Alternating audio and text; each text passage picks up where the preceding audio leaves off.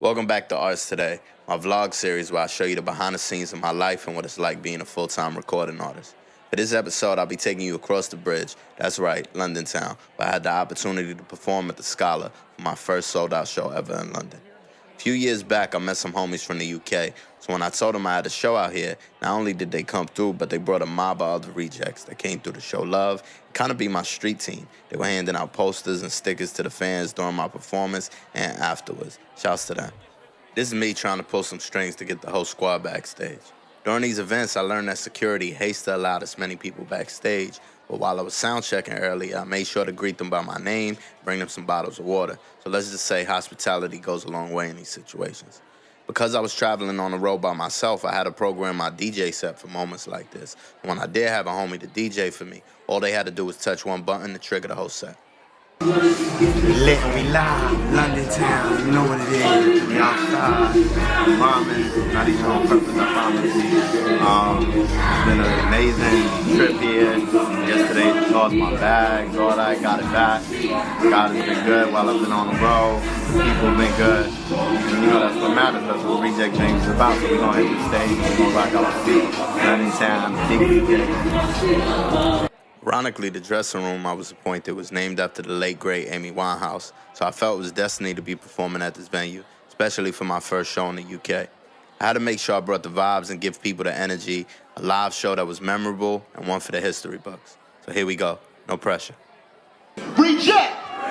Reject! Reject! Along the way, I found my mission and movement, Reject Dreams, is far more important to me than just being an artist. In some way, everyone has dealt with the feeling of rejection, and everybody has dreams. So once I noticed the people could relate to that sentiment, it's only up from there. Here's me jumping in the crowd and being in the mix with the folks. Every show is different, but keeping the audience engaged is always my #1 goal, and it allows me to learn from every performance, taking notes on things I did great and maybe things I could do better. The same way athletes look at game tape is the same way I study my footage and learn from every show. Once my set is finished, that's when I'm able to finally relax and enjoy myself. Do some networking. I would say my career has been one and the same with my spiritual journey. I heard Nas once say you gotta follow the street signs to get to the message, or something like that. Exploring uncharted territory could be nerve-wracking, but God always finds a way to guide me and display little signs of validation along my experiences. I refer to this as my spiritual compass. It's a way the universe confirms to me that I'm going in the right direction. Some say it's reassurance, some call it alchemy, but I'm just manifesting and letting these things come into fruition. Music is medicine, and the way it touches someone's soul is really unpredictable. That's why I'm taken aback by reactions like this. This is a fan in London after the show that came up to me and was just really surprised that I was out there working my own merch stand. Wait a minute! Wait a minute! Why are you standing there? Wait, hold on a second. No. I don't want it from you. Someone else is going to give it to me. Like, you were up there. You were hyping. What do you hear?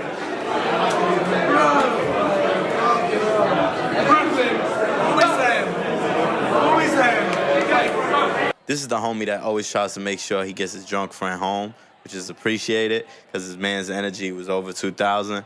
But it was love. It was genuine. He was being transparent and honest about how the music made him feel. This guy had me genuinely laughing because he became a fan of the music and then he became a salesman and tried to sell these guys some shirts. It's love. And a t-shirt as well, by the way.